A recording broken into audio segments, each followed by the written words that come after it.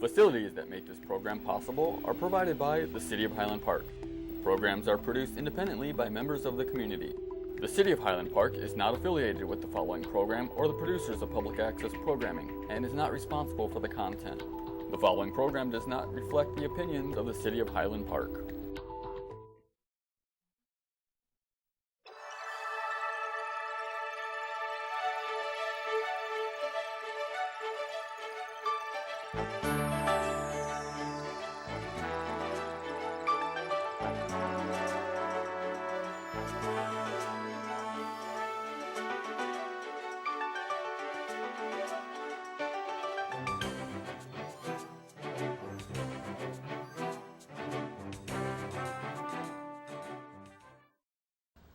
Welcome to Chill Out. I'm Pam Chill. I'm one of the Highland Park senior producers, and today's program is entitled You as Medicine. I'm very glad to have as my guest today Dr. Stephen DeVries. Welcome, Dr. DeVries, once again to the program. I'm so excited that you were able to come back and to furnish us with a lot of new and innovative philosophies and practices in your profession. I wanted to give you a little bit about your credentials. Dr. DeVries is a preventative cardiologist with over 20 years of clinical experience in university-based medical centers. He attended medical school and completed internal medicine training at the University of Michigan. Dr. DeVries received cardiovascular subspecialty training at Washington University in St. Louis and later completed a fellowship in integrative medicine at the University of Arizona with Dr. Andrew Weil. He is currently Associate Professor of Medicine at Northwestern University. Dr. DeVries previously wrote a weekly column, Heartbeat, in the Chicago Sun-Times. He authored What Your Doctor May Not Tell You About Cholesterol in 2007. The book. He later co-edited the textbook Integrative Cardiology, 2010, through Oxford University Press with Dr. James Dalen. And Dr. DeVries, you've been voted by your peers many, many times over the years as one of the best doctors in America. You do lecture nationally on integrative approaches to prevention of heart disease. Again, I'm so excited. Welcome. Great to be here. All righty. Thank you. Thank you. So let's get started. And what is new and exciting on the forefront of cardiology as you approach it? There's a lot that's new and exciting. And, Pam, I think one of the most exciting areas in cardiology is the fact that we as individuals, as patients, and, are given the resources that we have within our own bodies, we now have the knowledge and new advances that tell us that we are in control of our health much more than we had previously been thought possible. And so ideas about how diet can be helpful, how mind-body approaches can be helpful, there are new advances along those lines every month. So the field of prevention in cardiology is just exploding, and a lot of it involves things that we ourselves can do to make a huge difference. That is wonderful. We will get into all of that. I just wanted to touch briefly, because you have so many innovative approaches. How are traditional cardiologists embracing this in new ideas? Well, I think there hasn't traditionally been a very strong focus on prevention in medicine overall and including cardiology. And a lot of the prevention focus has been on control of cholesterol, being on the right medicines to control cholesterol and so forth. And that is extremely important. So it still is one important goal. But I think that physicians overall are beginning to see that there are limits to what we can do with technology. So I think now there's an opening, even amongst physicians who have been out in practice for a long time, to realize that there is more to good health than what is possible to deliver with pills and prescriptions alone. So I think that there's now an opening. I think we've got a long ways to go. So there's a lot of opportunities for improvement, but the time is right now to make a difference, and I think people are beginning to be open to it in a way they've never been before. Okay. Is there any certain age that, would be a detriment? Is like, can you start at any age and change your whole lifestyle? Oh my gosh, it's never too early and never too late. That's the greatest thing. There is all kinds of data showing, ideally, we're going to start to make changes early on, with kids, Even children, 5 right? and 6, absolutely. Absolutely. There's evidence that the beginning process of hardening of the arteries starts with children under 10 years of age. So it's not, many people think that even heart disease is a disease of people who, bad things happen when they're 60 or 70, or if they're unfortunate in their 50s. But no, it's a problem that starts very early on, and it just becomes manifest most often later in life. But the problem begins early. So definitely no time is too early. And on the flip side, there is data to show that people in their 70s and 80s, when they do even very simple things, make simple lifestyle changes, they can make a huge impact on not only living longer, but I think even more important than living longer is living healthfully, is what they call compressing the period of morbidity, where that means that you're going to, everyone's going to die at some point. We want it to be as late as possible, but we also want the years preceding the time that we go to be years that are productive, that are happy, that we can do the things we want to do. And there is good data that's showing for people in their 70s and 80s that if they adopt some simple lifestyle changes, they're going to be less likely to be debilitated in the period before they die. So that, I think, is really a critical point. Really very. Okay, excellent. What part do you think lifestyle as versus genetics play? I mean, how do they coordinate with each other? Well, genetics certainly makes an impact, but probably a smaller impact than most people believe. There is data showing that lifestyle changes can prevent about 80% of the heart disease that we experience. And that is, that speaks to 2 points. One, that genetics are, certainly a factor, and some people have very extreme genetic issues going on, and that lifestyle changes alone aren't sufficient to overcome them. But some people have lifestyle or have genetic predispositions that can be altered by their lifestyle choices. It's interesting, the genes are not a complete destiny that is set without any possibility for change. Genetics set kind of the default, but in many cases, our lifestyle changes are able to either turn on or turn off the activity of the genes. The genes are still there, but they may not be in an active mode. And with lifestyle changes, we can turn some of the genetic switches into the inactive mode, and that's incredibly exciting. Oh, yes, it is. And what do you say to a lot of the patients who come into the physician and they just say, well, they're really not into the preventative lifestyle changes. Can you just write me a prescription? Well, that is one option. It's, I think, not a very good option at all. And I try to instill in people the idea that medications can make a huge difference. And for people whose conditions warrant medication for preventive purposes, it's great. But let me give you an example. Statins, the cholesterol-lowering medicine. In most studies, they reduce the risk of a heart attack in high-risk people by about 1/3. That means 100 people who are destined to have a heart attack, if they go on these medications, then maybe 33 will be prevented from their heart attack.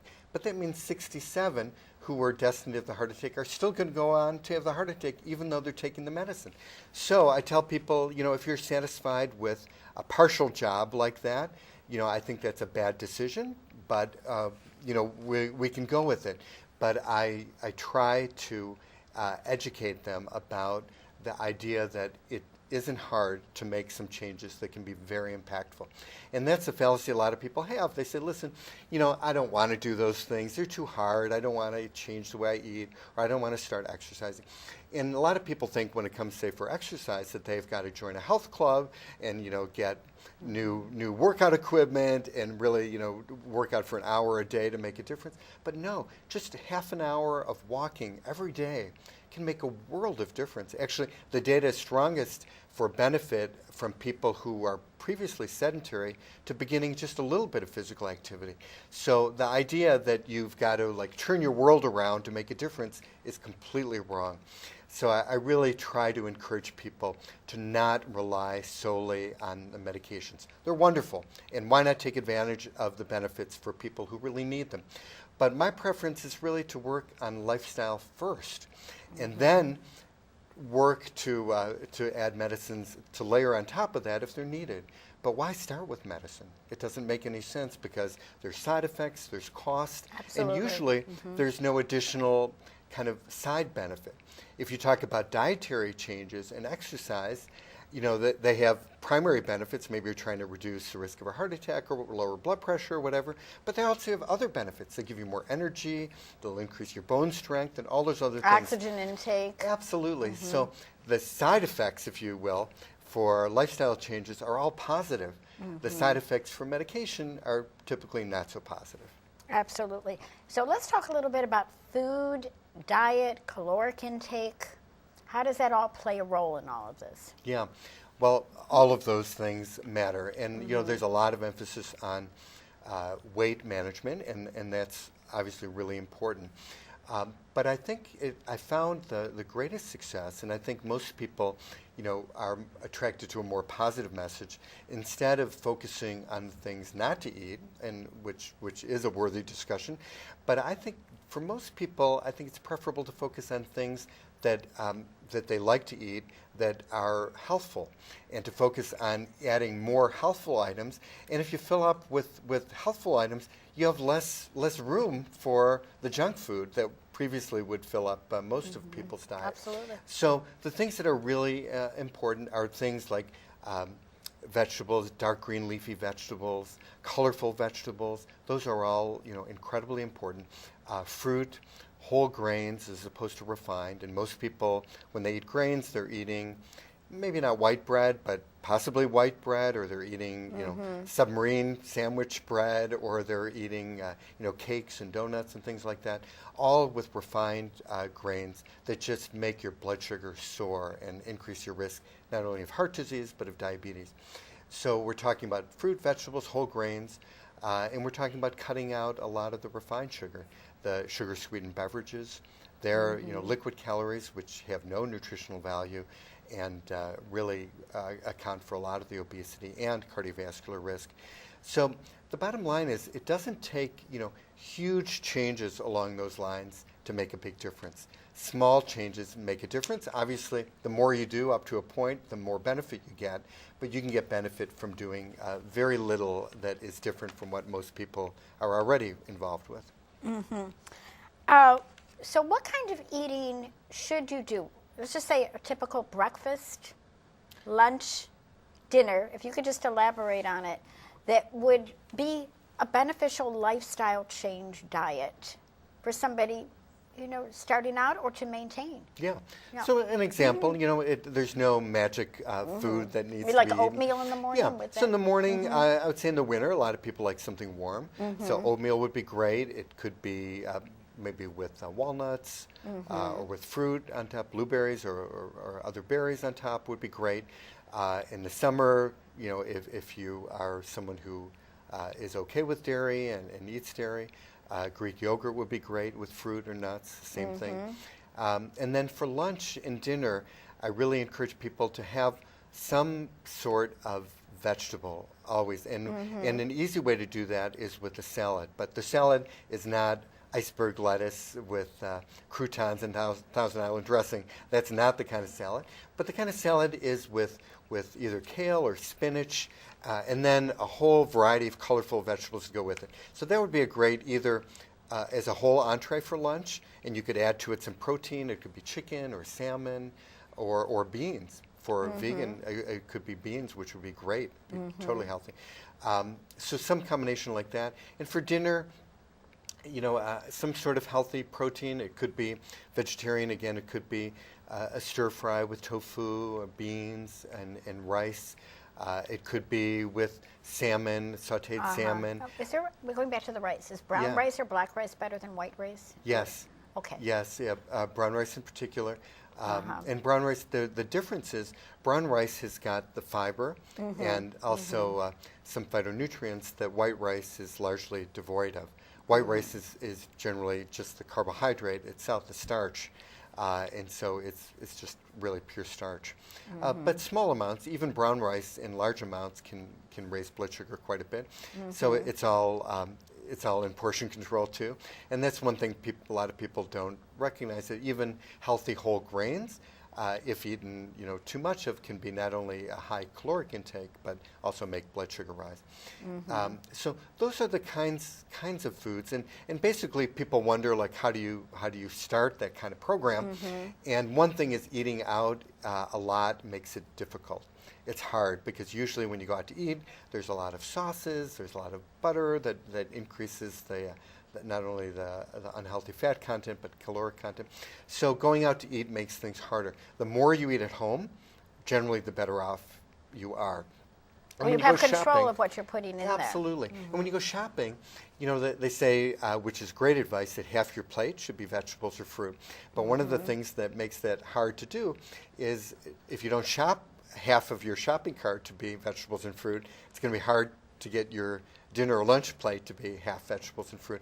So really, when you go shopping, take a look at the cart, and the items that you put in it, is half of it produce? If it's not, think about how to make that happen. Also, a lot of people wonder, vegetables, they say, well, it's not really very tasty. How do I make it really taste the way I'd like? There's all kinds of things with spices. Another, balsamic vinegars. They have these different ones that are flavored in really incredible ways that are very different from kind of the cheap restaurant balsamics that are kind of bitter. So adding a really good quality balsamic, maybe one that's flavored without extra sugar, is a great way to kind of spruce up vegetables. Adding garlic, adding other spices are good. Fresh How about herbs. chili peppers? That's Chili on your peppers website. are You had great. red hot chili peppers. Chili peppers are great, and actually there's some therapeutic properties related to hot, spicy food. Really? And what are they? They're anti-inflammatory, even though you might think they kind of Unless can you make have an you ulcer, feel right. Yes, Yes. yeah. Certain people should not Should be not, eating yes. spicy, hot and spicy. If people add acid indigestion or or ulcers. But for those who don't have any issues like that, actually they're anti-inflammatory. There's some data showing that they help the immune response. And it's interesting, some of the traditional foods, like in Mexico and in many South American countries, as well as in many Asian countries, spicy food is, of course, the norm.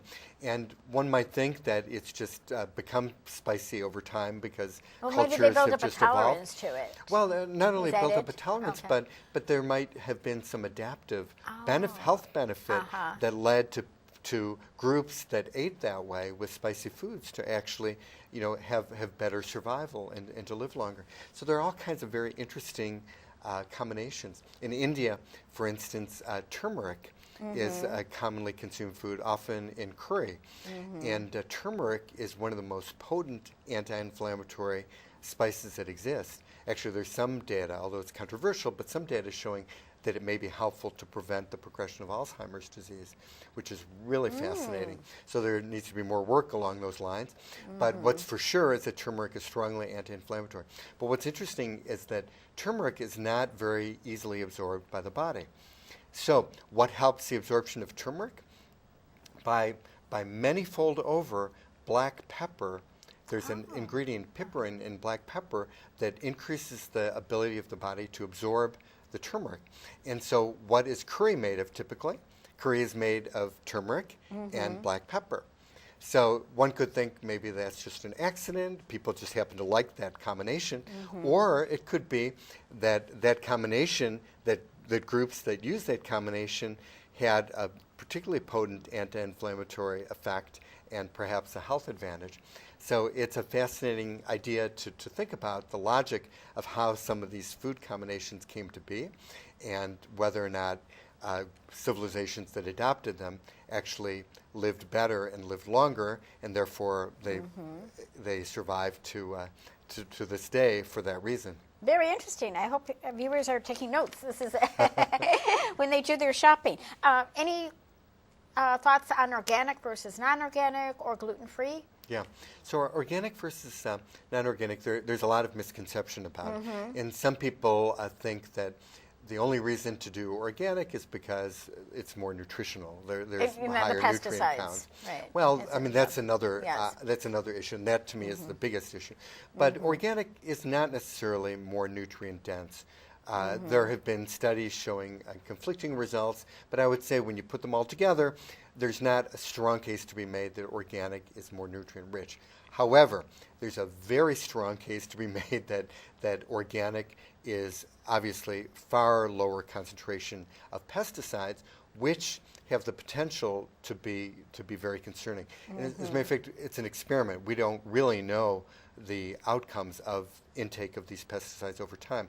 But there was just a couple months ago, Pam, a really interesting study amongst couples that were using in vitro fertilization to get pregnant, and they found that that both the pregnancy and the live delivery rate was far lower amongst people mothers who ate more conventionally grown produce compared to those who had organic produce. And they tried to select out for all the other variables that they could think of. And in the study, which was published in a great journal, one of the journals of American Medical Association, it showed that there was this association. Again, we can't prove cause and effect, but an association of more pregnancies and more live births among these couples when the mother did the greater organic versus conventional grown produce. So we're beginning to see some evidence that this is not a theoretical benefit, that these pesticides, again, we don't really know. Many of the pesticides are relatively new in the environment, so we don't know what the 20 and 30 year history is. We just don't know. Right, and it's hard to track. I mean, it's probably... It is very hard because there may be a long lag time between the intake, and it might be exposure over decades that leads to a problem, and so many other things can intervene in the meantime. But this pregnancy one, which has obviously a much shorter time of observation, is a really fascinating, and I think that is so fascinating, thought-provoking, and really something that we should take heed. When it comes to organic, though, a lot of people are concerned, rightly so, about the price, because organic But costs you know what? It's much coming more. down. I do see the organic prices are Yeah. really coming down. Oh, absolutely. They're coming down when there's more Yes. competition. It's not only specialty stores that have more Right. organic, but all the stores are beginning. But then there's this group, this environmental working group, that comes up with a list. They have two lists, the Dirty Dozen and the Clean 15. And the Dirty Dozen are 12 kinds of produce that are more pesticide laden than the others.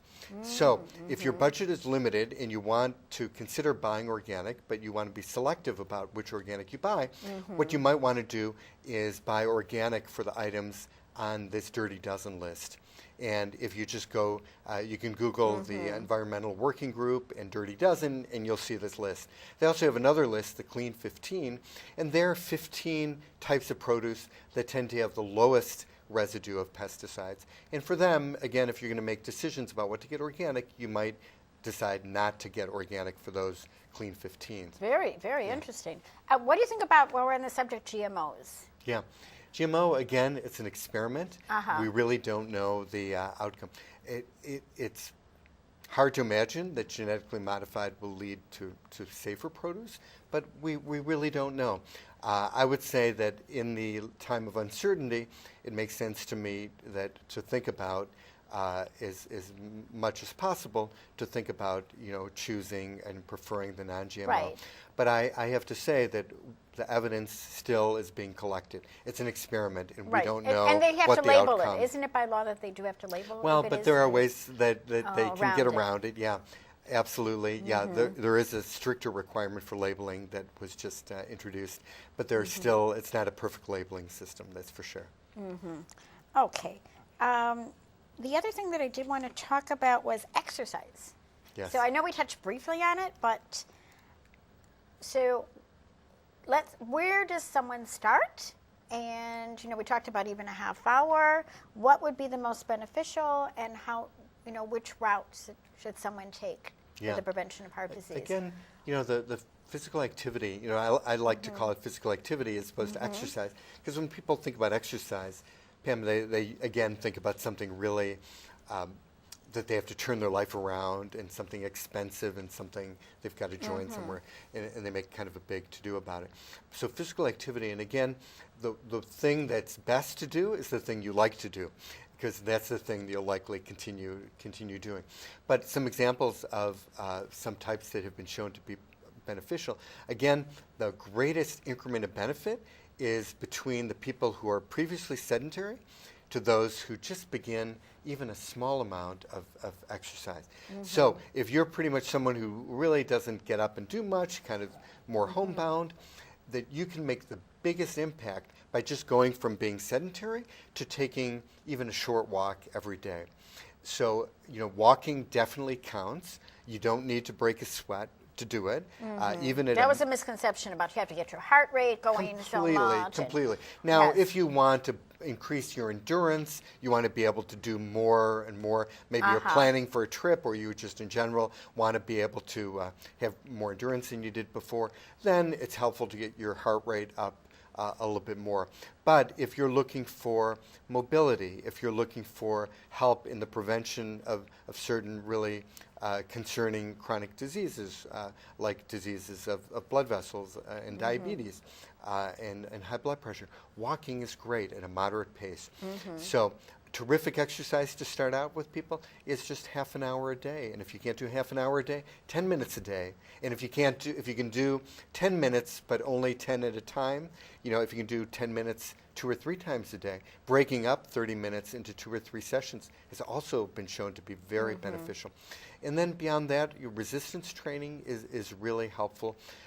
There's a lot of controversy about the best way to prevent osteoporosis, and I know some of the medications have been under scrutiny, and there's some controversy about whether the bone strengthening medications are helpful for people and maybe harmful for some. And then even calcium supplements. It's great to get as much of your calcium as you can from food. If you don't get enough from food, using supplements is good. But in addition to that, resistance training, so things that really involve arm and leg motion are incredibly helpful. And they can be with bands. You need some supervision to at least get started. But right. to use a rubber band, they have rubber band things. You can do light weights, all kinds of things. So the combination of some whole body movements that used to be called aerobic, or whole body movements like walking. It could be bicycling, things like that, with resistance training where you're really using your arms and legs against some resistance. That's the best combination of physical activity. You marry those two with a little bit of stretching. And again, it can be a routine that just takes 20 minutes, a day, or 20 minutes every other day. It can make a huge difference. Oh, absolutely. Going back briefly to the calcium, should you do calcium and D3? D3 with that? Or? Yeah, vitamin D is helpful for calcium absorption. So many of the calcium products now include some D. So yeah, it's helpful to have vitamin D to aid in calcium absorption. But again, a lot of people think you need to have a certain dose of calcium supplements to take, especially women in the menopausal years and postmenopausal years. And there's more data showing that if you can get a lot of the calcium through diet, depending on how much you can get through diet, you may not need the supplements at all. So really, I think there's an argument against just giving every woman the same supplemental dose of calcium. It really depends on how much you can get through your diet. And it's not too hard to get the 1,000 to 1,200 milligrams that's generally recommended. Okay, very, very good. Well, I think we're coming to a close. This has been an absolutely wonderful, informative program once again. I'd like to invite you back, and then we'll talk about some other stress-related things, and we'll do that as well. Briefly, you know what? I did want to ask you about CoQ10. So what are your thoughts on that? Yeah, so CoQ10 is a chemical needed by the body to produce energy. And there's some thought that statins lower the level of CoQ10, which they do. And so there's some idea that the side effects of statins might be related to the lower level of CoQ10. There have been several studies looking at replacing CoQ10 for people on statins, and the evidence is pretty divided. So there's not a clear benefit to everyone who takes CoQ10 along with their statins. But if you're having some statin-related problems, you should talk to your doctor, and it may be worth a try after other things are tried. All kinds of things can be done for people who have statin intolerance. But the CoQ10 story is